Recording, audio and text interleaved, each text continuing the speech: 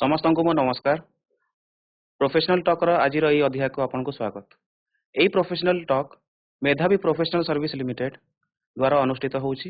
ଆଉ ଏହା ଡିଓ ଏବଂ ଡିଏମ୍ଏଫ୍ ର ମିଳିତ ପ୍ରୟାସରୁ ଏହି ପ୍ରୋଜେକ୍ଟ ଚାଲିଛି। ପ୍ରୋଫେସନାଲ ଟକ୍ ରେ ଆମେ ଡିସ୍କସ୍ କରିଥାଉ डिफरेंट ଫିଲ୍ଡ ରେ ଆମେ କେମିତି ନିଜର ଜବ୍ ସିକ୍योर କରିପାରିବା, डिफरेंट ଫିଲ୍ଡ ରେ କେମିତି ଆମେ ଜବ୍ ପାଇପାରିବା। ତ ଆଜିର ବିଷୟବସ୍ତୁ ହେଲା ନର୍ସିଂ। ପିଲାମାନେ ଆଜିର ଏହି ଦ୍ରୁତ ଗତିରେ ବଢୁଥିବା ଦୁନିଆରେ हेल्थ केयर सेक्टर रे नर्सिंग होची बहुत गुरुत्वपूर्ण। कौन पाई ना बिना नर्सिंग स्टाफ रे कौन से भी हॉस्पिटल चलेबा निहाती असुविधा ही जीवो। तो आज आम देखा कि नर्सिंग फील्ड रे आमे केमिति निज जॉब सिक्योर करि परिबा, केमिति चाकरी करि परिबा। आ ता पई आमे आमंत्रण करिछु मिसेस मेरी शांति कुजूर जे कि फैकल्टी अछंती गवर्नमेंट नर्सिंग कॉलेज सुंदरगढ़ रु। मैडम नमस्कार। तांकर 28 इयर्स ऑफ एक्सपीरियंस अच्छी नर्सिंग फील्ड रे जे कि आज हमको मार्गदर्शन देवे कि नर्सिंग फील्ड रे आमे केमती आगो को बढ़िबा। तो चलंतु आमे तांको ही मुहरु सुनिबा कि तांको एक्सपीरियंस कोन रहिछि आ तांको ई फील्ड रे आहुरी कोन आमे सिखिबा को पाइबा। मैडम निजर गोटे छोट इंट्रोडक्शन आपण देवे। मो नाम मेरी शांति कुजूर। मो गवर्नमेंट नर्सिंग कॉलेज रे सुंदरगढ़ रे फैकल्टी 28 वर्ष हेलानी मोर एक्सपीरियंस अछि। आ मो वर्तमान टीचिंग सेक्टर रे अछि। आमे वर्तमान होछि बीएससी नर्सिंग स्टूडेंट मानन को आमे पाठ पढौछु। तो आमे हेल्थ डिपार्टमेंट रे होछि 28 वर्ष हेलानी एक्सपीरियंस रे आमे अछु। तो ठीक अछि मैम, मु पचरेबा चाहिबी कि नर्सिंग सेक्टर को आपन को कोन प्रोत्साहन देथिला चूज करिया पई। नर्सिंग प्रोफेशन गोटे होची हमर गोटे आर्ट जोटा कि होची हमको केही गोटे प्रोत्साहन देई नांती। आम भितरे गोटे होची इच्छा थिला, मो भितरे गोटे इच्छा थिला कि होची केही मोटिवेशन करनांती। आमे मु खाली जानिथिली जो होची सेवा सेवा मनोवृत्ति होची गोटे हो समस्तंकु माने सैटिस्फैक्शन दिए जोटा कि आत्मसंतोष लगे। तो कहा गोटे हूँ निज मन भाव रे सेवा कले किंबा हूँ कहा गोटे माने भलो काम कले काहाठू आशीर्वाद मिले भलिया माने मते छोट बेलरू फील होतिला। तो सेइथि पई होची मु कहा माने लोक मानकु सेवा करिबी बोली होची मु मोटिवेट हेकी आसीतिली। कौन पे ना ये जिनसटा बहुत सुंदर कहले कि सेवा मनोभाव रहिले बहुत खुशी मिले आउ काहाको किछि सेवा करिके ता आडो किछि आशीर्वाद मिलले से जिनसटा ताठू बड़ आम पई कोन हबो। तो मैम मु जानि पई चाहिबी कि जेते बेला में नर्सिंग कहूछु आमे डिफरेंट कोर्स विषय रे कथा हो। तो एबे आम छुआ मान को बतांतु कि डिफरेंट कोर्स कोन रहिछि नर्सिंग फील्ड रे। नर्सिंग फील्ड रे हमर अछि फास्ट रे होची वर्तमान +2 नउची एनएम अछि, जीएनएम अछि, बीएससी नर्सिंग अछि, एमएससी नर्सिंग अछि, पीएचडी नर्सिंग स्पेशलिटी अछि। आ बीएससी नर्सिंग रो ही विभिन्न ब्रांच रो हमर विभिन्न स्पेशलिटी भी जाई परिबे। तापरे होची पीएचडी भी करि परिबे, काउंसलिंग करि परिबे, नर्स ट्रेनर हे परिबे, विभिन्न डिपार्टमेंट माने सेठू कैरियर चूज करि परिबे बीएससी नर्सिंग परे आफ्टर ग्रेजुएशन। तो जेते बेला आपण कहूछु कि एएनएम और जीएनएम तारो फुल फॉर्म कोन ता माने कोन आम छुआ माने बहुत कंफ्यूज थांती सर एएनएम माने कोन जीएनएम माने कोन पचारु थांती। तो ता ऊपर टिके आपण एक्सप्लेन कर दियंतु। एएनएम होची हमरो एक्चुअली मिडवाइफ नर्स जोटा कि होची 2 इयर्स कोर्स से माने फील्ड बेसिस रे काम करंती जोटा कि एवरी विलेज रे गोटे गोटे एनएम बोली कहा होची जोटा कि तो एनएम माननकु प्रति विलेज रे गोटे गोटे पोस्टिंग दियंती। तो से मानकर भी होची +2 साइंस होची से माननकु एक्सेप्ट करा होची। ओके तापर जीएनएम। हाँ जीएनएम होची हमरो 3 इयर्स कोर्स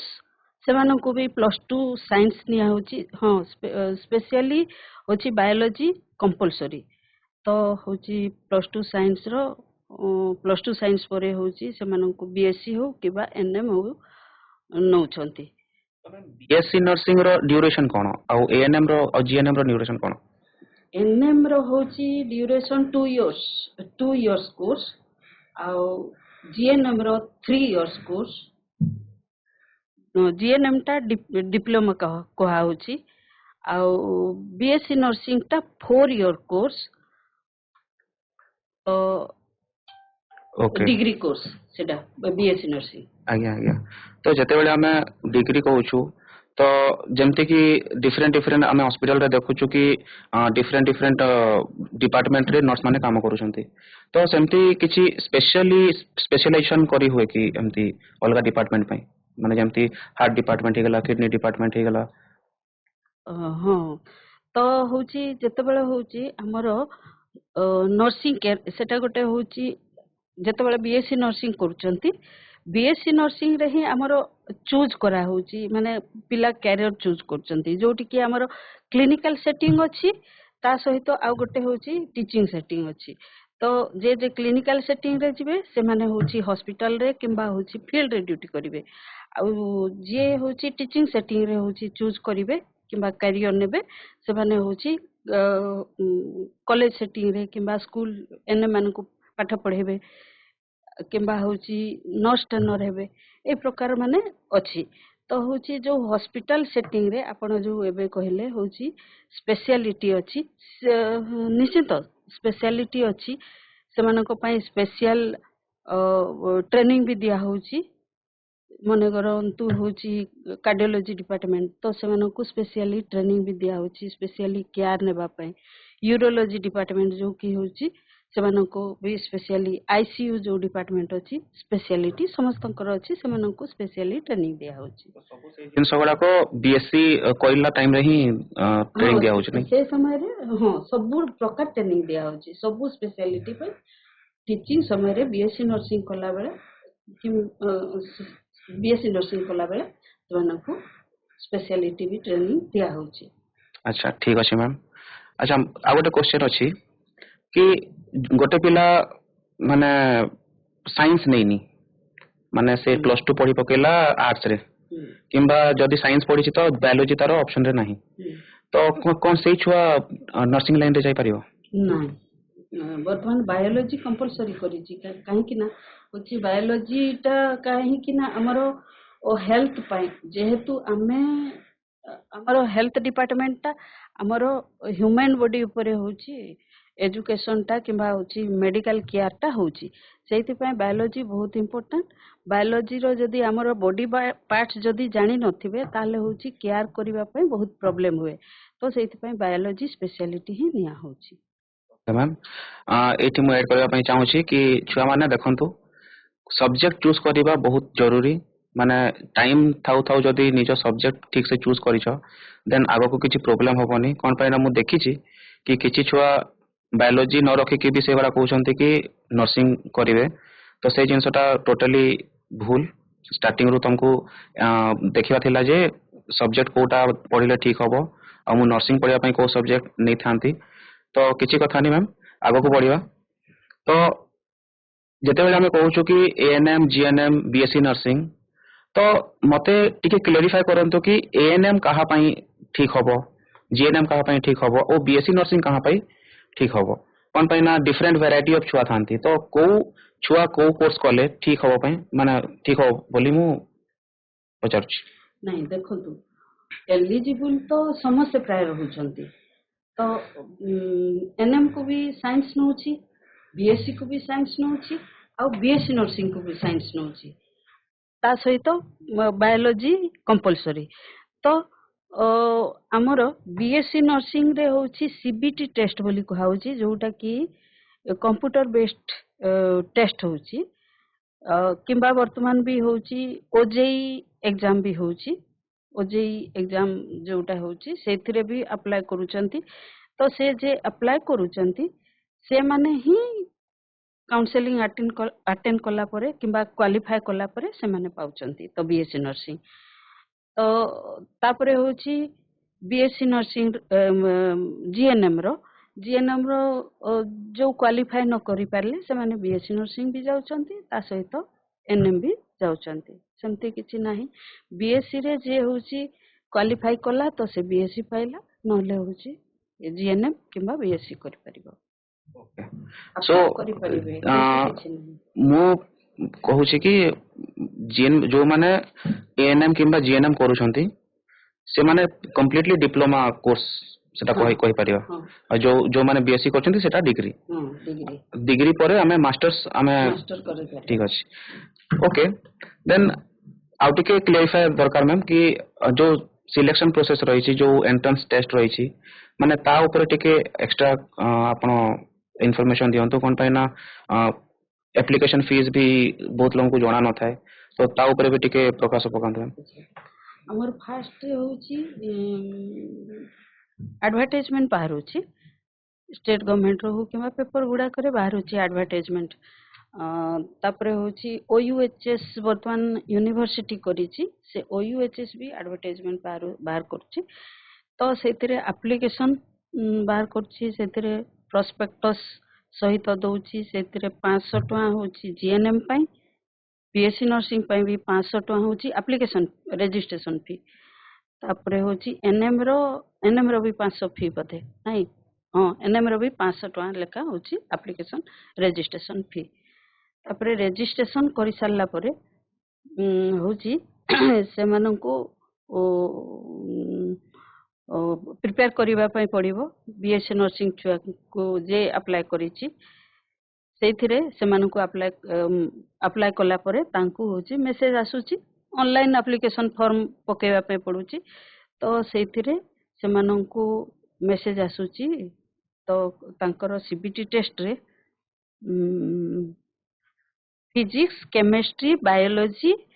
आउ एप्टीट्यूड टेस्ट एगुराक होची तांकर सब्जेक्ट रहउची जोटा कि सीबीटी टेस्ट किंबा होची कंप्यूटर बेस्ड टेस्ट बोली करा होची से माने क्वालिफाई हेले से मानकर एडमिशन प्रोसेस होची काउंसलिंग तापरे होची सिलेक्शन हैला परे तांकर रिजल्ट बाहरला परे तांकर सिलेक्शन प्रोसेस आसुची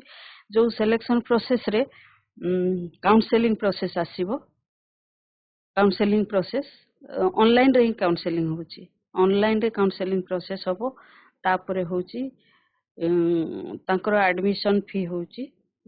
बीएससी नर्सिंग रो 20,000 पर annum आउ जीएनएम रो मु कहि परिबिनी काहे कि ना थिला जत्ते बेले हमर जीएनएम सेते बेले होची 9,000 दिया होतला तो एबे केते रेट हेची काहे कि ना जीएनएम हम गवर्नमेंट रो उठे देलानी तडु करी जेने जीएनएम रो फी कोर्स टा मु जानिनी आउ एनएम मानकर एनएम रो से प्रकार जो बीएससी रो जेमती अप्लाई करचंती सेंती किंतु एनएम रो एंट्रेंस एग्जाम नाही आउ तांकर सेमती सिलेक्शन प्रोसीजर रे काउंसलिंग होची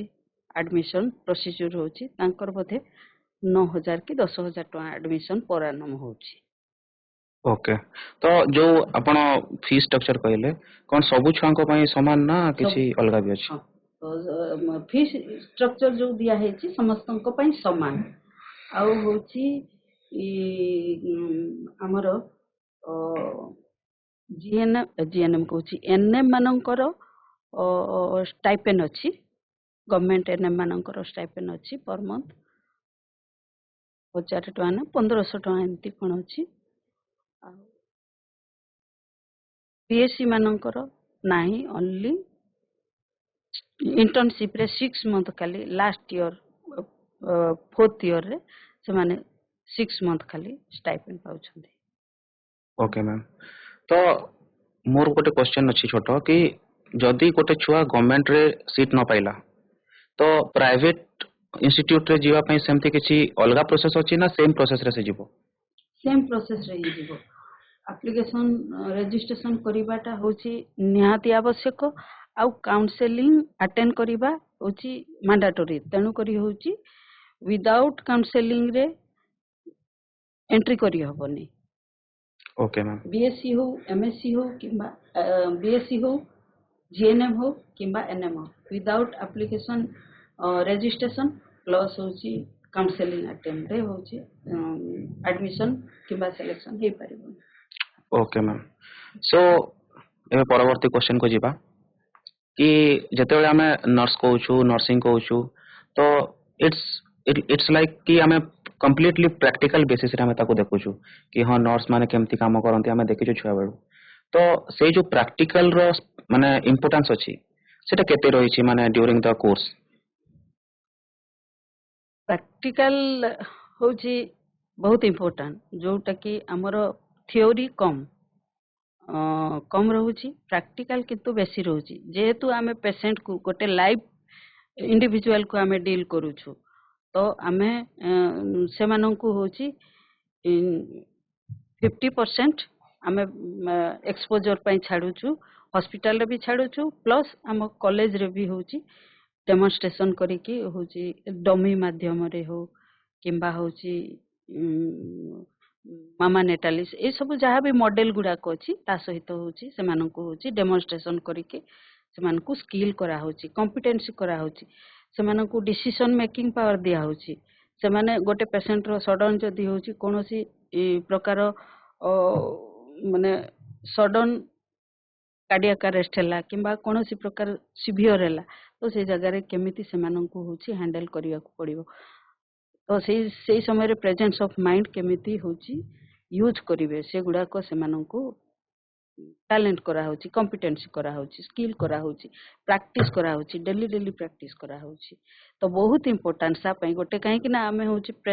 गोटे लाइव इंडिविजुअल सहित होची आमे डील करूछु तो से इंडिविजुअल को होची हमको प्यार से होची आमे ताको ट्रीट करिवा पई पड़िबो ता सहित रिलेशनशिप कम्युनिकेशन ता सहित इंटरैक्शन जो होची किंबा ताको जो केयर दिया होची ताको होची तार प्राइवेसी मेंटेन करा होची बहुत गुडा को जिंस होची जोटा कि होची आमे ताको देखि कि होची ता पई हमको कॉम्पिटेंसी करिया पई पडुची निहाती मैम प्रैक्टिकल रो एते इंपोर्टेंस रहिछि कि माने बिना खाली पढ़ी देले होबनी प्रैक्टिकल निज जीवन रे रहिबा बहुत जरूरी आउ खास करी कि नर्सिंग विषय जेतु आमे कथा होजु तो नर्सिंग रे खाली रोगी सेवा सेमती किछि नुह केमती कथा होछ गोटे रोगी संगे केमिति तुम इंटरैक्ट करूछ ताको केमती सहानुभूति दउछ कि हां रोग तो हेछि किंतु से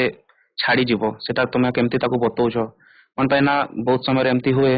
कि रोगी भाभी भाभी की भी आहुरी रोगी हो जाए से माने तार जो कष्ट थी से आहुरी बढ़ी जाए तो किंतु जड़े आसिकी ताको सहानुभूति देदेव कि हाँ तू ठीक हो किंबा सब जिन ठीक हो एमती किसी कहीदेले ताको भी किसी मात्रा रे रिलैक्सेशन मिली थाए तो मु नेक्स्ट क्वेश्चन आगे को जीवी मैम कि जेते बेले आमे कोर्स करदेला सब सरीगला एबे आमे जॉब फील्ड को ओल्लेछु सो सैलरी पैकेज कौन रही माने मिनिमम सैलरी हो किंबा आगो को मैक्सिमम सैलरी गोटे नर्सिंग छुआ केते कमे पारिबो वर्तमान तो होची सेई आमर एनएचएम दउची नहले होची आमर सीएचओ पोस्टिंग दे दउथिले मझिरे वर्तमान के तो स्टाफ नर्स अछि मिनिमम होची आमर 40 प्लस 50 पाउछंती पिला माने स्टार्टिंग तापरे पढिबो ओके मैम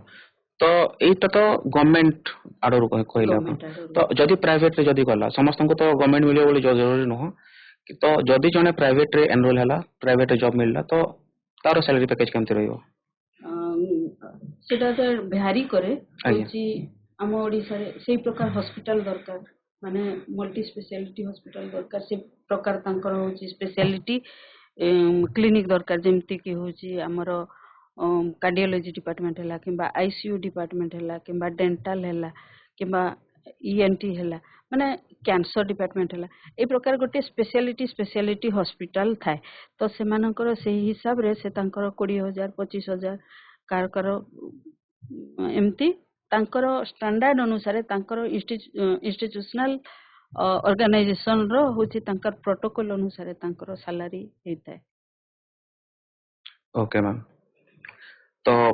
परवर्ती क्वेश्चन आड़ को जीवा मो गोटे क्वेश्चन अछि कि जदि गोटे छुआ जीएनएम करछि किंबा एएनएम करछि कोनोसी कारणवशत से बीएससी नर्सिंग करि पारलानी से ग्रेजुएट हे पारलानी तो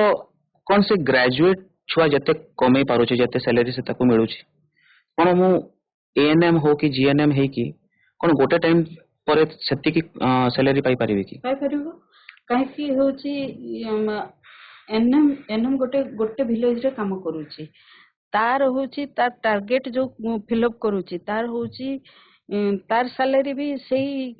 ଯୋଉ ଷ୍ଟାଫ ନର୍ସ ର ଯେତିକି ମାନେ କ୍ଲିନିକାଲ ସାଇଡରେ ଯେତିକି ସାଲାରୀ ପାଉଛି ତାର ବି ସାଲାରୀ ସେତିକି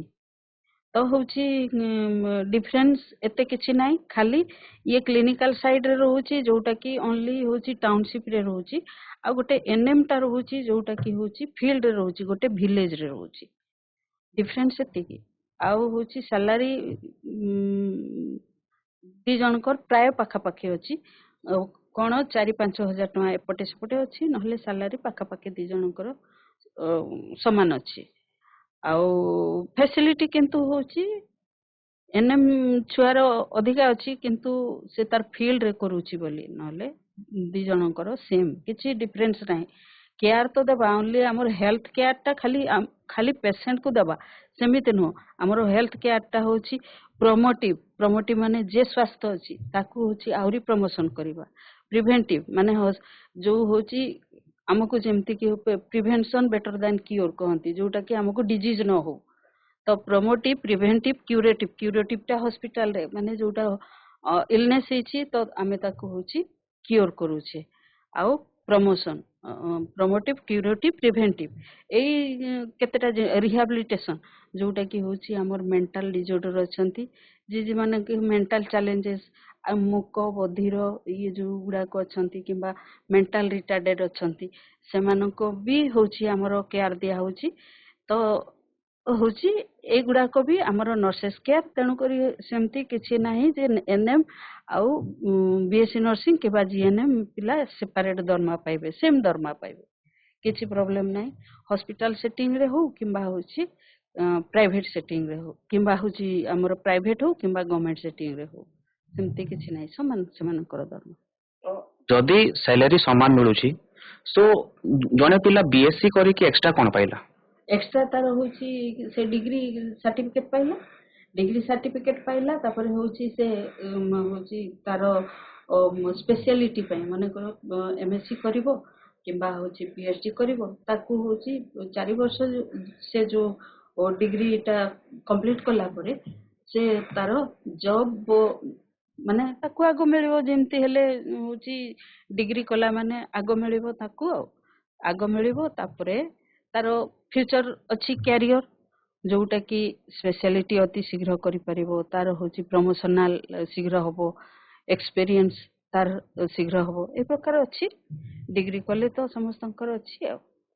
निहाती मु आशा करिवि सब छुआ मानकर doubt clear होथुबो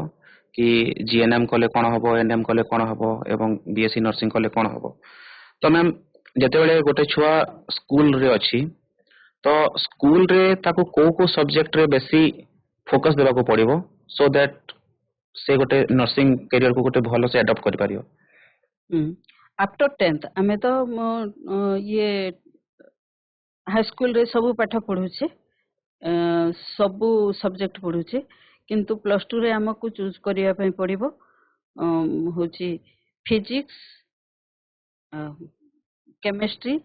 biology science stream रे ओनली साइंस स्ट्रीम निया होची तो फिजिक्स केमिस्ट्री मैथमेटिक्स जो सेटा कटि जिवो होची बायोलॉजी ही निया हबो कंपलसरी बायोलॉजी तो बायोलॉजी कंपलसरी मानकर मैथमेटिक्स भलो होनी किंबा टिके कष्ट लागे तो से मानक पई नर्सिंग गोटे बहुत भलो चॉइस रही पारे तो मैम जते बेले हमें पढुछु सेते बेले खाली पढ़ा को छाड़ी देले अन्य को स्किल को डेवलप करिवु सो दैट गोटे नर्स हैला परे से जिंस बडा हमको काम दबो जेमति थाए कि लाइफ स्किल रे थाए किछि हमें कम्युनिकेट केमति करूछु जन को केमति सहानुभूति दोछु तो आहुरी कोन स्किल्स हमें डेवलप करिवा कथा स्किल्स रे माने होची गोटे नर्स हेबा पई हमरो निहाती गोटे होची गोटे पर्सनालिटी रहबा दरकार जोटा कि होची निजरो काइंडनेस हेबा दरकार आ तापरे होची धैर्यवान पेशेंस रहबा दरकार तापरे लीडरशिप क्वालिटी रहबा दरकार आ होची डिसेंट रहबा दरकार ए प्रकार होची सेवा मनोवृत्ति रहबा दरकार ଆଉ ବହୁତ ଗୁଡ଼ାକ ଜିନିଷ ଅଛି ଯୋଉଟା କି IPR ମେଣ୍ଟେନ୍ କରିବା ଦରକାର। ବହୁତ ଗୁଡ଼ା ଜିନିଷ ଅଛି ଯୋଉଟା କି ଆମେ ଚୁଜ୍ କରିପାରିବା ଆଉ ଆଉ ଏଗୁଡ଼ାକରେ ସ୍କିଲ୍ ଗୁଡ଼ାକ ଡେଭଲପ୍ କରିପାରିବା। ଓକେ ମ୍ୟାମ୍ ନିହାତି। ତ ଛୁଆମାନେ ଆପଣମାନେ ଦେଖୁଥିବେ ମ୍ୟାଡ଼ାମ୍ ଯାହା ବି କହୁଛନ୍ତି ସବୁ ଜିନିଷ ଆପଣମାନଙ୍କୁ ଶିଖା ହେଉଛି ଥ୍ରୁ ଲାଇଫ୍ ସ୍କିଲ୍ ସେସନ୍ ଆପଣମାନେ ଆଟେଣ୍ଡ କରିଥିବେ ଆମର। ତ ସେ ସବୁ ଜିନିଷ ଆପଣ ଟିକେ ସିରିୟସଲି ନିଅନ୍ତୁ ସୋ ଦ୍ୟାଟ୍ ଆଗକୁ ହିଁ ଆପଣଙ୍କୁ କାମ ଆସିବ। କ'ଣ ପାଇଁ ନା ଖାଲି ପାଠ ପଢ଼ିଦେଲେ ହେବନି, ଜୀବନରେ ସେ ଲାଇଫ୍ ସ୍କିଲ୍ ଗୁଡ଼ାକୁ ଆପ୍ଲାଏ କରିବା ଶିଖ। କ'ଣ ପାଇଁ ନା ବିନା ଲାଇଫ୍ ସ୍କିଲ୍ରେ ଜୀବନ ବହୁତ କଷ୍ଟଦାୟକ ହେଇଯିବ। ଆପଣ ଯୋଉଟା କରିବା ପାଇଁ ଚାହୁଁଥିବେ ସେଇଟା ଇଜିଲି ହେଇଯିବ ଯଦି ଶିଖିଥିବେ। ଓକେ, ସୋ ପରବର୍ତ୍ତୀ କ୍ୱେଶ୍ଚନକୁ ଯିବା ମ୍ୟାମ୍। ଗୋଟେ କମନ୍ କ୍ୱେଶ୍ଚନ୍ ଥାଏ କି ମୁଁ ଗୋଟେ ନୂଆ ଫିଲ୍ଡକୁ ଯାଉଛି, ମୁଁ +2 ପରେ ମୁଁ ନର୍ସିଂ ଫିଲ୍ଡକୁ ଗୋଟେ ପ୍ରୋଫେସନାଲ ଫିଲ୍ଡକୁ ମୁଁ ଯାଉଛି, ତ ମେଜର ଚ୍ୟାଲେଞ୍ଜେସ୍ କ'ଣ ଆସିଥାଏ ଛୁଆମାନଙ୍କୁ? ପ୍ରୋଫେସନାଲ ଫିଲ୍ଡକୁ ଯିବା ପାଇଁ ସେମାନଙ୍କୁ ନିହାତି ଭାବରେ ଏକ୍ସାଇଟମେଣ୍ଟ ରହିବ। ନିହାତି ତ ସେମାନେ ହଉଛି ନିଶ୍ଚିନ୍ତ ଚାହୁଁଥିବେ ଯେ ହଉଛି ଆମେ କ'ଣ କଲେ ହଉଛି ମାନେ ବେଷ୍ଟରୁ ବେଷ୍ଟ କରିପାରିବା କିମ୍ବା ଆମେ ଏଣ୍ଟ୍ରି କରିପାରିବା, ଏହା ଚାହିଁବେ। କିନ୍ତୁ ଆପଣ ହଉଛି ନର୍ସିଂ ସ୍କିଲ୍କୁ କହୁଛନ୍ତି, ନର୍ସିଂ ପାଇଁ ଗୋଟେ ଚ୍ୟାଲେଞ୍ଜ କହୁଛନ୍ତି। ନର୍ସିଂ ପାଇଁ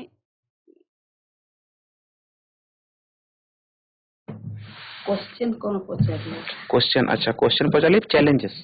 ଚ୍ୟାଲେଞ୍ଜେସ୍ କାହାକୁ ଚ୍ୟାଲେଞ୍ଜ କରିବ? ମାନେ ଛୁଆଙ୍କୁ କ'ଣ ପ୍ରୋବ୍ଲେମ୍ ଆସିଥାଏ ଆଚ୍ଛା, ମାନେ ଆମର ଇଏ ନର୍ସିଂ ଫିଲ୍ଡକୁ ଗଲା ପରେ? ସେଇ କଥା କହୁଛି। ହଁ, ତ ଫାର୍ଷ୍ଟରେ ଆମର ଛୁଆମାନେ ଯୋଉ ଜେନେରାଲ +2 କଲା ପରେ ଆସୁଛନ୍ତି, ସେଇଥିରେ ଆମର ଯେହେତୁ ଆମର ପ୍ରୋଫେସନାଲ ସ୍କିଲ୍ରେ ବହୁତ ଗୁଡ଼ାକ ପ୍ରିନ୍ସିପଲ୍ ଅଛି ଯୋଉଗୁଡ଼ାକ ମାନେ ଆମର ଡିସିପ୍ଲିନ୍ ଅଛି। ସେଗୁଡ଼ାକ ହଉଛି ସେମାନଙ୍କୁ ବହୁତ ଚ୍ୟାଲେଞ୍ଜ ଫେସ୍ କରିବା ପାଇଁ ପଡ଼େ। କାହାର ଫ୍ୟାମିଲି ପ୍ରୋବ୍ଲେମ୍, କାହାର ହଉଛି ମନିଟାରୀ ପ୍ରୋବ୍ଲେମ୍, କାହାର ହଉଛି ଫ୍ୟାମିଲି ପ୍ରୋବ୍ଲେମ୍, ବହୁତ ଗୁଡ଼ାକ ଚ୍ୟାଲେଞ୍ଜେସ୍ ଥାଏ। ତାପରେ ସେ ତାଙ୍କ ଫ୍ୟାମିଲି ଛାଡ଼ିକି ଆସିଥାନ୍ତି ଆଉ ହଉଛି ଏଠି ଆଡଜଷ୍ଟ କରିବା ପାଇଁ ଜେନେରାଲ ପବ୍ଲିକ ଠୁ ଏଠି ପ୍ରୋଫେସନାଲ ଏଣ୍ଟ୍ରି କଲା ବେଳକୁ ହଉଛି ତାଙ୍କୁ ଆମକୁ ହଉଛି ବହୁତ ସେମାନଙ୍କୁ ହଉଛି କଣ୍ଟ୍ରୋଲରେ ରଖିବା ପାଇଁ ପଡ଼େ। କାହିଁକି ନା ହଉଛି ନର୍ସିଂ ପ୍ରଫେସନକୁ ଢଳିବା ପାଇଁ କାଇଣ୍ଡନେସ୍ ଦରକାର, ତାର ରୁଲ୍ ରେଗୁଲେସନ୍ ଫଲୋ କରିବା ଦରକାର, ସମସ୍ତଙ୍କୁ ସମାନ ଦେଖିବା ଦରକାର, ସମସ୍ତଙ୍କୁ ସମାନ ବିହେଭିୟର ଦରକାର, ସମସ୍ତଙ୍କ ସହିତ କମ୍ୟୁନିକେସନ୍ ଦରକାର। ଆଉ ତାପରେ ହଉଛି ପେସେଣ୍ଟକୁ କେୟାର ହଉଛି ବିନା ୱିଦାଉଟ୍ ହଉଛି କାଷ୍ଟ କ୍ରିଡ୍ ଦେଖିକି ସମସ୍ତଙ୍କୁ ସମାନ ଭାବରେ ହଉଛି ଟ୍ରିଟମେଣ୍ଟ କରିବା ଦରକାର। ଏଇ ସବୁ ଜିନିଷ ଗୁଡ଼ାକ ସେମାନଙ୍କୁ ପ୍ରୋଫେସନାଲ ଲାଇନ୍କୁ ଆଣିବା ପାଇଁ ବହୁତ ଗୁଡ଼ାକ ସେମାନଙ୍କୁ ଚ୍ୟାଲେଞ୍ଜେସ୍ ହେଇଥାଏ। ବହୁତ ସେମାନଙ୍କୁ ହଉଛି 4 ବର୍ଷ ପୁରା ଲାଗି ଯାଇଥାଏ ସେମାନଙ୍କୁ ରାସ୍ତାକୁ ମାନେ ହଉଛି ପ୍ରୋଫେସନାଲକୁ ଢଳିବା ପାଇଁ। ତ ସେମାନଙ୍କର ବହୁତ ବଡ଼ ଚ୍ୟାଲେଞ୍ଜେସ୍ ଥାଏ। ଏଇ ସବୁ ପରେ ବି ଯଦି ଏକାଡେମିକାଲି କହିବା, ଯଦି ପାଠକୁ ଦେଖିବା ତ ପାଠରେ କ'ଣ ଚ୍ୟାଲେଞ୍ଜେସ୍ ଆସିଥାଏ ଷ୍ଟାର୍ଟିଂରେ? ପାଠରେ ତ ବହୁତ ଚ୍ୟାଲେଞ୍ଜେସ୍ ଅଛି ଯୋଉଟା କି ହଉଛି ସେମାନଙ୍କୁ ଗୋଟେ ପେସେଣ୍ଟକୁ ଡିଲ୍ କରିବା ପାଇଁ ହଉଛି ସେମାନେ ନୂଆ ନୂଆରେ ଆସିଥାନ୍ତି। ସେମାନେ ତ ଜାଣିବି ନଥିବେ ଯେ ହଉଛି ସେ ପେସେଣ୍ଟକୁ ହଉଛି କୋଉ ପ୍ରକାରର ଇଞ୍ଜେକ୍ସନ୍ ଦେବି କିମ୍ବା କୋଉ ପ୍ରକାର ହ୍ୟାଣ୍ଡେଲ୍ କରିବି। ସେମାନଙ୍କର ତ IPR ବି ସେମାନେ ଜାଣିନଥାନ୍ତି, କେମିତି କ'ଣ କଥା ହେବି। ଯାଇକି ଖାଲି ହଉଛି ସେମାନଙ୍କୁ ହଉଛି ମାସେ ଖାଲି ତାଙ୍କୁ ଛିଡ଼ା ହେବାକୁ ପଡ଼େ, ଖାଲି ଦେଖିବେ, ଅବଜରଭେସନ୍ କରିବେ କେମିତି କ'ଣ କରୁଛନ୍ତି। ତାପରେ ମେଡ଼ିକାଲ ଜିନିଷ ତ ହଉଛି ପୁରା ୟୁନିକ୍ ଜିନିଷ। ସେମାନଙ୍କୁ ହଉଛି ପୁରା ଆହୁରି 6 ମାସ ସେମାନଙ୍କୁ ମେଡ଼ିକାଲ ଜିନିଷ ଟର୍ମ ଶିଖା ହୁଏ। ସେମାନେ ଧୀରେ ଧୀରେ ଡେଲି ହଉଛି ପ୍ରାକ୍ଟିସ୍ କଲା ପରେ ହଉଛି ଧୀରେ ଧୀରେ ଶିଖିଥାନ୍ତି କିଛି ଜିନିଷ। ତାପରେ ହଉଛି ସେଇ ଅନୁସାରେ ସେକେଣ୍ଡ ଇୟର ଥାଏ, ଥାର୍ଡ ଇୟର ଥାଏ, ତ ସେଇ ଅନୁସାରେ ତାଙ୍କର ସ୍କିଲ୍ ତାଙ୍କୁ କମ୍ପିଟେନ୍ସି କରାହୁଏ। ଡେମୋରେ ହଉଛି କ୍ଲାସରେ, ଥିଓରି କ୍ଲାସରେ, ପ୍ରାକ୍ଟିକାଲ କ୍ଲାସରେ ତାଙ୍କୁ ହଉଛି ଡେମୋନ୍ଷ୍ଟ୍ରେସନ୍ ଥ୍ରୋରୁ ଫିଲ୍ଡ ବି ଯାଉଛୁ ଆମେ, ଫିଲ୍ଡ ଥ୍ରୋରୁ ତା ସହିତ ହସ୍ପିଟାଲ ଥ୍ରୋରୁ ଆମେ ସେମାନଙ୍କୁ ହଉଛି ସେମାନଙ୍କୁ ପୁsh କରିକି ସେମାନଙ୍କୁ ବହୁତ ଚ୍ୟାଲେଞ୍ଜ ଥାଏ ସେମାନଙ୍କୁ ମାନେ ନିଜର ପ୍ରଫେସନକୁ ଆସିବା ପାଇଁ। ଇଭେନ୍ଚୁଆଲି ସବୁ ଜିନିଷ ଠିକ ହେଇଯାଏ କଣ ପାଇଁ ଷ୍ଟାର୍ଟିଂ ରେ ସବୁ ଜିନିଷ ଯେହେତୁ ନୂଆ ତ ଟିକେ ଚ୍ୟାଲେଞ୍ଜେସ୍ ତ ରହିବ ହିଁ। ଚ୍ୟାଲେଞ୍ଜେସ୍ ସବୁ ଜାଗାରେ ଥାଏ, ସବୁ ଡିପାର୍ଟମେଣ୍ଟରେ ସେମିତି ଥାଏ, କିନ୍ତୁ କାହିଁକି ନା ଆମର ହଉଛି ଲାଇଫ୍ ଇଣ୍ଡିଭିଜୁଆଲକୁ ଡିଲ୍ କରୁଛନ୍ତି ତ ସେଗୁଡାକ ହଉଛି କେୟାରଫୁଲି ଦେଖା ହୁଏ ସେଇଥିପାଇଁ। ଆଉ ସେମିତି ଛାଡ଼ିଦେଲେ ସେମାନେ ବି ମାଡ଼ ଖାଇଯିବେ। ଠିକ ଅଛି ମ୍ୟାମ୍। ତ ଏଇ ଜିନିଷଟା ତ ନିହାତି ରହିବ, ଚ୍ୟାଲେଞ୍ଜେସ୍ ତ ରହେ ସମସ୍ତଙ୍କ ଲାଇଫରେ, ଯେମିତି ବି ଚ୍ୟାଲେଞ୍ଜେସ୍ ରହିବ। ବଟ୍ ମୁଁ ଆଗରୁ ବି କହିଛି ଭୟ କରିବାର ନାହିଁ, ତାକୁ ଲଢ଼ିବା ଶିଖ। ଆଉ ଗୋଟେ ଦିନ ଆସିବ କି ସେ ଚ୍ୟାଲେଞ୍ଜେସ୍ଟା ଆଉ ଚ୍ୟାଲେଞ୍ଜେସ୍ ଭଳିଆ ଲାଗିବନି, ଗୋଟେ ଟାଇମ୍ରେ ସେଇଟା ଇଜ୍ ଆଉଟ୍ ହେଇଯିବ, ସବୁ ଜିନିଷ ନର୍ମାଲାଇଜ୍ ହେଇଯିବ। ତ ମ୍ୟାମ୍ ମୋ ତରଫରୁ ଗୋଟେ କ୍ୱେଶ୍ଚନ୍ ଅଛି କି ଆମେ ଦେଖିଛୁ ହସ୍ପିଟାଲରେ ନର୍ସ ମାନେ ବହୁତ ବିଜି, ମାନେ ଏତେ କାମ କରିବେ କି ଆମେ ଦେଖିକି ବି ଥରେ ଥରେ ସକ୍ ହେଇଯାଉ। ତ ମୋର କ୍ୱେଶ୍ଚନ୍ ଏଇଟା କି ଯଦି ଗୋଟେ ନର୍ସ ଜବ୍ କରୁଛନ୍ତି ତ ତାଙ୍କର ୱାର୍କ ଲାଇଫ୍ ବାଲାନ୍ସ କେମିତି ରହୁଛି, ମାନେ ତାଙ୍କ ଘର ପରିବାର କୁ ନେଇକି ପୁଣି ଜବ୍ କୁ ହ୍ୟାଣ୍ଡେଲ୍ କରିବା ତାର ମାନେ କେମିତି ରହୁଛି? ଅଟୋମେଟିକ୍ ସେଟା ପଳେଇ ଆସେ, ହଉଛି ଆମର ସେଟା ଗୋଟେ ଡ୍ୟୁଟି। ଆମେ ଯେତେବେଳେ ଆମେ ପ୍ରଫେସନକୁ ଟ୍ରେନିଂ ଟାଇମ୍ରୁ ହିଁ ଆମେ ଯେତେବେଳେ ଏଣ୍ଟ୍ରି କରୁଛୁ ସେଇ ସମୟରୁ ହିଁ ଆମକୁ ହଉଛି ଆମ ପ୍ରଫେସନ୍ ପ୍ରତି କିମ୍ବା ସେବା ମନୋବୃତ୍ତି ଆପେ ଆପେ ଟାଣି ନେଇଯାଏ। କାହିଁକି ହଉଛି ଫ୍ୟାମିଲି ୱାନ୍ ସାଇଡ୍ରେ ଯେତେବେଳେ ଆମେ ହଉଛି ଡ୍ୟୁଟି କରୁଛୁ କିମ୍ବା ହଉଛି ଯେତେବେଳେ ଆମେ ପେସେଣ୍ଟ କେୟାର କରୁଛୁ ସେଇ ସମୟରେ ଆମେ ଫ୍ୟାମିଲି ଚିନ୍ତା ନଥାଏ, ଓନ୍ଲି ଆମେ ପେସେଣ୍ଟ ଉପରେ ଚିନ୍ତା କରୁ। ତ ଫ୍ୟାମିଲି ଓନ୍ଲି ଯେତେବେଳେ ହଉଛି ଆମ ଡ୍ୟୁଟି ଟାଇମ୍ର ବାହାରେ ଅଛି ସେଇ ସମୟରେ ହଉଛି ଆମେ ଫ୍ୟାମିଲିକୁ ଟାଇମ୍ ଦଉ। ପ୍ରଫେସନାଲ ଆଉ ହଉଛି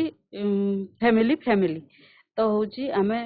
ପ୍ରଫେସନରେ ପୁରା ଏମିତି ଢଳି ଯାଇଛୁ ଯୋଉଟା କି ପ୍ରଫେସନକୁ ପ୍ରଫେସନ ହିସାବରେ ଦେଖୁଛୁ, ଆଉ ହଉଛି ଘର ଫ୍ୟାମିଲି କଥା ଆମେ ଘରଟାରେ ତା ଟାଇମ୍ରେ ଆମେ ଦେଖୁଛୁ। ମାନେ ପ୍ରୋଫେସନ ହଉ କିମ୍ବା ଫ୍ୟାମିଲି ହଉ ଦୁଇଟା ଯାକ ଏକା ସାଙ୍ଗରେ ଚଳେଇବା କିଛି କଷ୍ଟଦାୟକ ନୁହଁ, ସବୁ ଜିନିଷ ଅଟୋମେଟିକାଲି ଫଲ୍ ଆଉଟ୍ ହେଇଯିବ। ସେଇଟା ହଉଛି କାହିଁକି ହଉଛି ଆମର ନର୍ସିଂ ପ୍ରଫେସନରେ ଶିଖା ହଉଛି ଆମେ ସବୁ ଏନଭାୟରନମେଣ୍ଟ ସହିତ ସମସ୍ତଙ୍କ ସହିତ ଫ୍ୟାମିଲି ସହିତ ସମସ୍ତଙ୍କ ସହିତ ଆମେ ଆଡଜଷ୍ଟ କରିକି ଚାଲିବୁ। ତ ସେଇ ଜିନିଷଟା ଆମକୁ ଆଡଜଷ୍ଟମେଣ୍ଟ କରିବା ପାଇଁ ପଡ଼ିବ। ତାପରେ ଇନର ପିସ୍ ହଉଛି ସାଟିସ୍ଫ୍ୟାକ୍ସନ୍ ରହିବା ଦରକାର। ସେଇଟା ଆମେ ହଉଛି ମାନେ ନେଇଛୁ ଯେ ହଁ ଆମର ଫ୍ୟାମିଲି ଲାଇଫରେ ଯାହା ଅଛି ଆମର ଏତିକି ଟାଇମ୍ ଅଛି, ଆମେ ସେଇ ଟାଇମ୍ରେ ଫ୍ୟାମିଲିକୁ ଦେବା। ହଁ ଏମିତି ଗୋଟେ ହଉଛି ସିରିୟସ୍ କେସ୍ ହେଲା କିମ୍ବା କୋଉ ଏମର୍ଜେନ୍ସି ହେଲା ସେଟା ତ ଦୁସରା କଥା, କିନ୍ତୁ ହଉଛି ଫ୍ୟାମିଲିକୁ ଫ୍ୟାମିଲି, ପ୍ରଫେସନକୁ ପ୍ରଫେସନ ଟାଇମ୍ ଦଉଛୁ। ନିହାତି ମ୍ୟାମ୍। ଆଉ ସାଟିସ୍ଫ୍ୟାକ୍ସନ୍ ସବୁଥିରେ। ଆଜ୍ଞା। ତ ଏବେ ରିସେଣ୍ଟ ଟାଇମ୍ରେ ଆମେ ଦେଖୁଛୁ କି ନର୍ସିଂ ପ୍ରଫେସନ ପାଇଁ ଚାହିଦା ବହୁତ ବଢି ଯାଇଛି, ତ ଆପଣଙ୍କୁ କଣ ଲାଗୁଛି କି ତାର ରିଜନ୍ କଣ ରହିପାରେ? ନାଇଁ ଏଟା ହଉଛି ରିଜନ୍ ଏଇଟା କି ହଉଛି ଜବ୍ ସିକ୍ୟୁରିଟି ରହୁଛି, ସାଲାରୀ ପ୍ୟାକେଜ ଭଲ ଅଛି, ଆଉ ସେଇଥିପାଇଁ ଛୁଆମାନେ ପ୍ରାୟ ଆସୁଛନ୍ତି। ଆଉ ଏଇଟା ହିଁ ଯୋଉଟା କି ସମସ୍ତଙ୍କୁ ତ ଜବ୍ ଦରକାର, ସେଇଥିପାଇଁ ଆସୁଛନ୍ତି। ଆଉ ସମସ୍ତେ କ୍ୟାରିୟର ବି ଏଇଟା ହଉଛି ଇଜି ମେଥଡ, କାହିଁକି ନା ଆମର ବିଏସସି କଲା ପରେ ହଉଛି ଆମର ଏମଏସସି କରିଦେଲୁ, ତାପରେ ପିଏଚଡି କରିଦେଲୁ, ବହୁତ ମାନେ କମ୍ ଟାଇମ୍ରେ ଆମର ହଉଛି କ୍ୟାରିୟର ପିକ୍ ପଏଣ୍ଟକୁ ପଳାଉଛୁ। କିନ୍ତୁ ଅଲଗା ଡିପାର୍ଟମେଣ୍ଟକୁ ଗଲେ ମନେକର MBBS ଗଲେ କିମ୍ବା ଅଦର ଡିପାର୍ଟମେଣ୍ଟକୁ ଗଲେ ଆମକୁ 10 ବର୍ଷ 12 ବର୍ଷ ଲାଗିଯାଉଛି ପିଏଚଡି କରିବା ପାଇଁ, କିନ୍ତୁ ଏଇଠି ଆମର କମ୍ ବର୍ଷରେ ପିଏଚଡି ହେଇଯାଉଛି। ଆମେ 10 ବର୍ଷରେ ତ ହଉଛି ପିଏଚଡିର ଡବଲ ଟ୍ରିପୁଲ ପିଏଚଡି କରୁଛନ୍ତି। ତ ହଉଛି ଏଇଠି କ୍ୟାରିୟର ପଏଣ୍ଟକୁ ସିଧା ପଳାଉଛନ୍ତି, ମାନେ ହଉଛି ସର୍ଟ ଟାଇମ୍ରେ, ପ୍ୟାକେଜ ବି ଭଲ ଅଛି, ଏଇସବୁ ଆଉ। ଇମ୍ପୋର୍ଟାଣ୍ଟ ପଏଣ୍ଟ କହିଲେ ମ୍ୟାମ୍ କି କମ୍ ଟାଇମ୍ରେ ଆମେ କେମିତି ଗୋଟେ କ୍ୟାରିୟରକୁ ଗଢ଼ି ପାରିବା, ତା ପାଇଁ ହଉଛି ନର୍ସିଂ ଗୋଟେ ବହୁତ ଭଲ ଅପସନ୍, ସ୍ପେଶାଲି ଫର୍ ଗର୍ଲସ। कौन पाई ना नर्सिंग कहले आमे ନାଇଁ ଶୁଣନ୍ତୁ ଗୋଟେ ମୁଁ ରଖୁଛି आज्ञा ଏ, ଖାଲି गर्ल्स ନୁହେଁ ବଏସ୍ ବି ବର୍ତ୍ତମାନ ହଉଛି 50% ସେମିତି କିଛି ଲିମିଟ ନାହିଁ ଖାଲି गर्ल्स ଖାଲି ନୁହଁ ବଏସ୍ ବି ଅଛନ୍ତି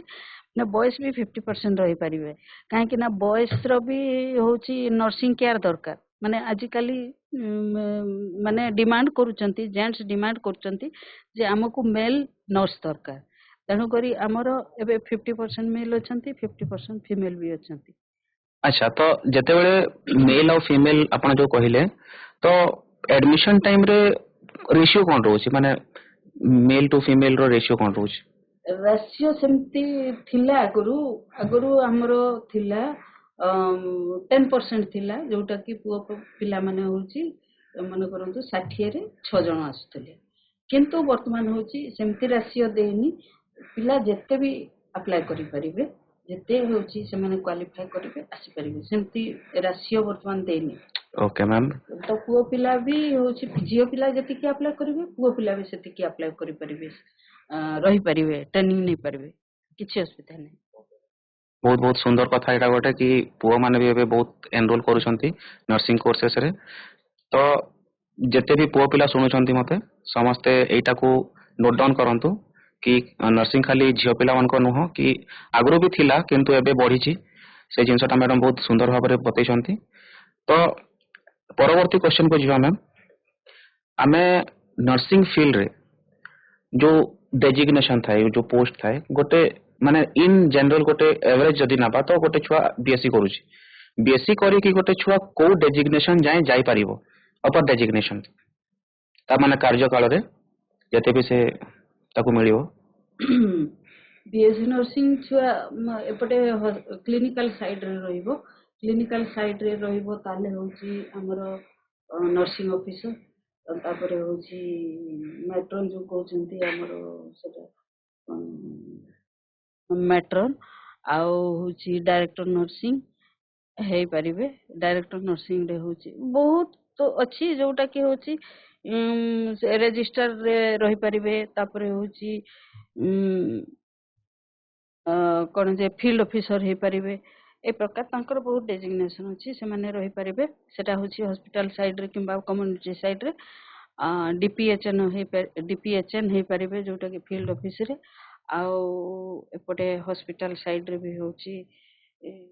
डायरेक्टर ऑफिस साइड रे भी रही परिबे आउ हमरो एपटे टीचिंग रे रहिले होची ट्यूटर हे परिबे तापरे नर्स ट्रेनर हे परिबे तापरे पीएचडी करि परिबे डॉक्टर जोटा डबल पीएचडी करि परिबे ए प्रकार होची सेमानकर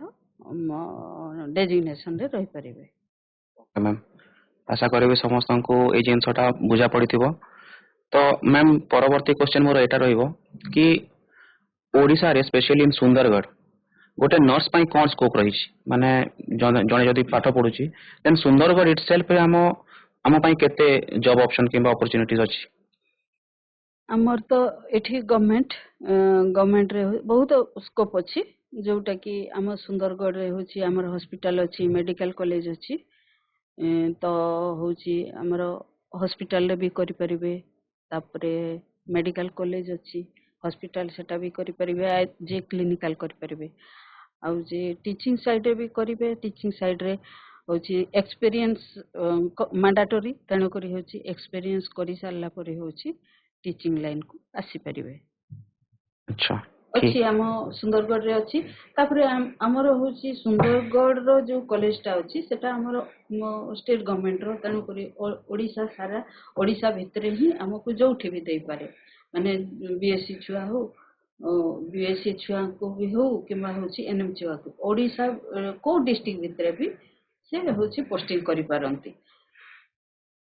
ठीक अछि मैम बहुत बहुत सुंदर चालू छी हम सेशन टा तो परवर्ती क्वेश्चन को जीवा कि आमे तो शेष हे गलानी हमर सेशन टा काफी पड़ी आसलानी तो मो शेष क्वेश्चन रहइबो कि गोटे नर्स पाई फ्यूचर स्कोप कोन आगामी दिन रे माने कमिंग इयर्स किंबा किछि वर्ष परे हमर स्कोप कोन रहइबो किंबा किछि नुवा जिंस कोन छुआ माने सिखि परिबे नर्सिंग तो आम समय रे जोटा थिला आम नर्सिंग टा ମାନେ କଣ କହିବି ସେତେବେଳେ ନର୍ସିଂ କୁ ଘୃଣା କରୁଥିଲେ ନର୍ସିଂ କଣ ଏଇଟା ହଉଛି ମାନେ କହିବି ସେଟା ଗୋଟେ ବହୁତ ବ୍ୟାକୱାର୍ଡ ଜିନିଷ ଥିଲା ଯୋଉଟା କି ବର୍ତ୍ତମାନ ବହୁତ ଟେକ୍ନୋଲୋଜି ଡେଭଲପ କରିଛି ଆଉ ବର୍ତ୍ତମାନ ନର୍ସିଂ ଟା ଜଷ୍ଟ ଇଞ୍ଜିନିୟରିଂ କି ମେଡିକାଲ ଇଏ ଯୋଉ ହଉଛି ଡକ୍ଟର୍ସ ଏଇ ମାନଙ୍କ ଭଳିଆ ଆମର ବି ବହୁତ ଡେଭଲପ କରିଛି ଯୋଉଟା କି ଆହୁରି କରିବ ବର୍ତ୍ତମାନ ରିସର୍ଚ୍ଚର ହେଲେ କିମ୍ବା ହଉଛି ବର୍ତ୍ତମାନ ବୁକ୍ ଲେଖା ହେଲେ କିମ୍ବା ଟିଚିଂ ସାଇଡରେ ହେଲା ସବୁ କମ୍ପ୍ୟୁଟର ବେସ୍ଡ କିମ୍ବା ବହୁତ ଜିନିଷ ଅଛି ଯୋଉଟା କି ବହୁତ ଡେଭଲପ କରିଛି ଆହୁରି ହେବାକୁ ଅଛି ନୂଆ ନୂଆ ଇନୋଭେଟିଭ ଆସିବେ ହଉଛି ନୂଆ ନୂଆ ଯୋଉ ଲିଡର୍ସ ଆସିବେ ତାହେଲେ ହଉଛି ଆହୁରି ଡେଭଲପମେଣ୍ଟ ଆମେ ଚାହୁଁଛୁ ଆହୁରି ହବ କିନ୍ତୁ ହଉଛି ଯୋଉ ସ୍କୋପ ଆମର ହଉଛି ଆମର ଟିଚିଂ ଷ୍ଟେଟ ଗଭର୍ଣ୍ଣମେଣ୍ଟ ଯେତିକି ଆମର ଟିଚିଂ ଫାକଲ୍ଟି ଦେଇପାରୁନି କିମ୍ବା ସେତିକି ଷ୍ଟାଫ ଦେଇପାରୁନି କିନ୍ତୁ ବହୁତ ଡେଭଲପ ହେଇଛି ଆହୁରି ହବ ଆମେ ଚାହୁଁଛୁ ହଉଛି ଛୁଆଙ୍କର ଫ୍ୟୁଚର ବି ଆହୁରି ବଢୁ ଆଉ ଏ ଯୋଉ ପ୍ରଫେସନ ଟା ଅଛି ୱିଦାଉଟ୍ ନର୍ସ ତ ହଉଛି ହସ୍ପିଟାଲଟା ଚାଲିବନି ତେଣୁକରି ଯୋଉ ପ୍ରତ୍ୟେକ ଡିଷ୍ଟ୍ରିକ୍ଟ ମାନଙ୍କରେ ହଉଛି ଆମର ମେଡିକାଲ କଲେଜ ତ ସମସ୍ତଙ୍କର ବହୁତ ଛୁଆ ସ୍କୋପ ପାଇବେ ବହୁତ ଛୁଆଙ୍କର ଅପରଚୁନିଟି ଅଛି ଯୋଉଟା କି ହଉଛି ସେମାନେ କ୍ଲିନିକାଲ ହଉ କମ୍ୟୁନିଟି ହଉ କିମ୍ବା ଟିଚିଂରେ ହଉ ସେମାନଙ୍କର ସ୍କୋପ ଅଛି ସେମାନେ ଅପରଚୁନିଟି ପାଇପାରିବେ ଆହୁରି ଡେଭଲପ ହବ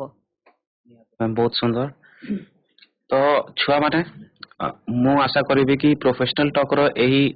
ଏପିସୋଡଟା ବହୁତ ଭଲରେ ବୁଝା ପଡୁଥିବ ଆପଣଙ୍କୁ। ଦେଖନ୍ତୁ ମୁଁ ଗୋଟେ ଇନପୁଟ ଦଉଛି କି ହେଲ୍ଥ କେୟାର ସେକ୍ଟର ଯୋଉ ଅଛି ସେ କେବେ ବି ଡାଉନ ହବନି ଏଇଥିରେ ଖାଲି ଅପରଚୁନିଟିଜ ବଢିବ କେବେ କମିବନି କଣ ପାଇଁ ନା ଏବେ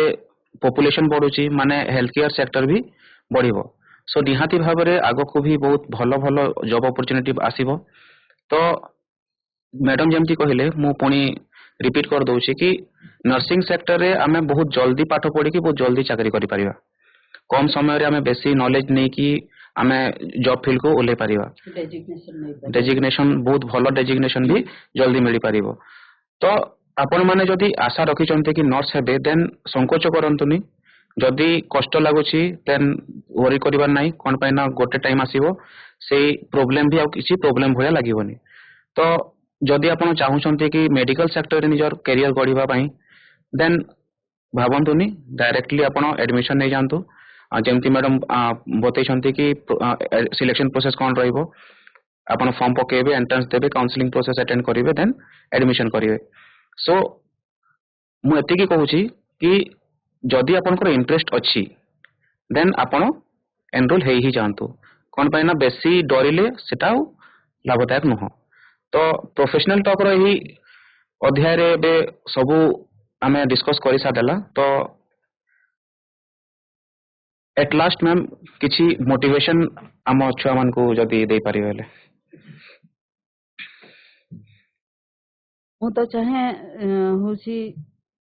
ପିଲାମାନେ ହଉଛି ଏବେଠୁ ସେମାନେ ଟ୍ରାଏ କରନ୍ତୁ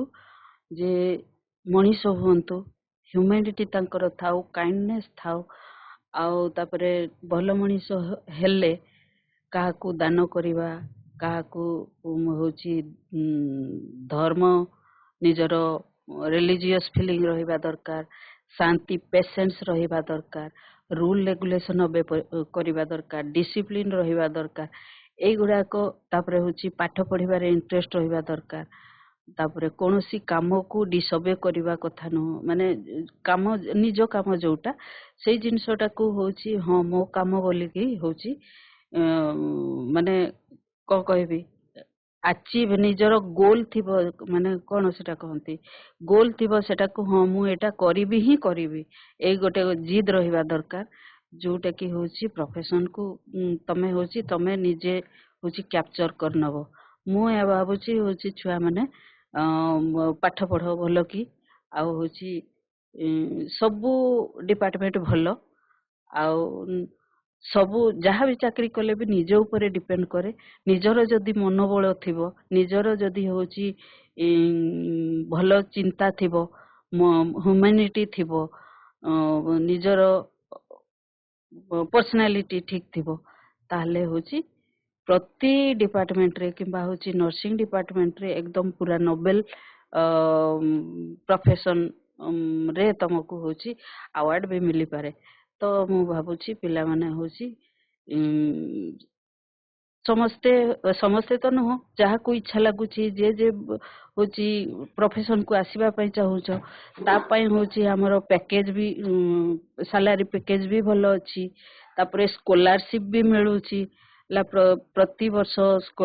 माने प्रति ईयर रे होची चारटा स्कॉलरशिप मिलुची जोटा कि स्टेट रो दीटा आ सेंटर रो दीटा जोटा कि 50,000 पर ईयर मिलुची। तो होची फाइनेंशियल प्रॉब्लम जो होची से माने भाबुचंती फाइनेंशियल प्रॉब्लम भी नुह और फाइनेंशियल प्रॉब्लम पाई होची स्टेट गवर्नमेंट और सेंट्रल गवर्नमेंट भी हेल्प करचंती। तो होची न डरी की कोनोसी चैलेंज होची कोनोसी माने चिंता न करी की निजो भविष्य तक निजर होची कौन कहबी निजर कैरियर को चिंता करिबा दरकार निजर गोल रखिकी पाठ पढ़िबा दरकार आउ सबू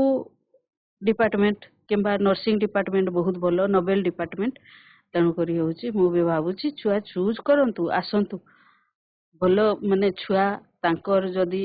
अंतरात्मा जदी भलो तांकर मनोभाव रहिला आध्यात्मिक रहिला किंबा होची ह्यूमैनिटी रहिला ताले प्रोफेशन हमर निश्चित भाव रे तम मानक देई हमर होची आगको बढ़िबो आ डेवलपमेंट भी करिबो आमे भी हमर प्रोफेशन भी ग्रेट मानेबो आउ कोन कहबे। Thank you. बहुत बहुत धन्यवाद मैम एते महत्वपूर्ण जिनस गुड़ा बतई मु आशा करी सबू छुआ मैंने बुझी थे किसी मोटिवेशन भी नहीं थे सो दैट तांकु आग को कैरियर बाछिबारे किसी प्रोब्लेम न हो मु कहबा चाहिए कि निज फ्यूचर निज हाथ में अच्छी किसी जिनस जदि आप चाहूँगी देन न डरिकी ताकू हासिल करने चेष्टा करंतु आउ प्रोफेशनल टॉक आज आम जिते भी प्रयास चली सबू फ्रुटफुल हो बोली मु आशा करुची आउ एतिकी कही मु ए सेशन टाकू मु एबे एंड करुची आगामी दिन में पुणी देखा किसी नुआ टॉपिक उपरे किसी नुआ जिनस शिखिबा एतिकी कही मु विदाय नौची। धन्यवाद।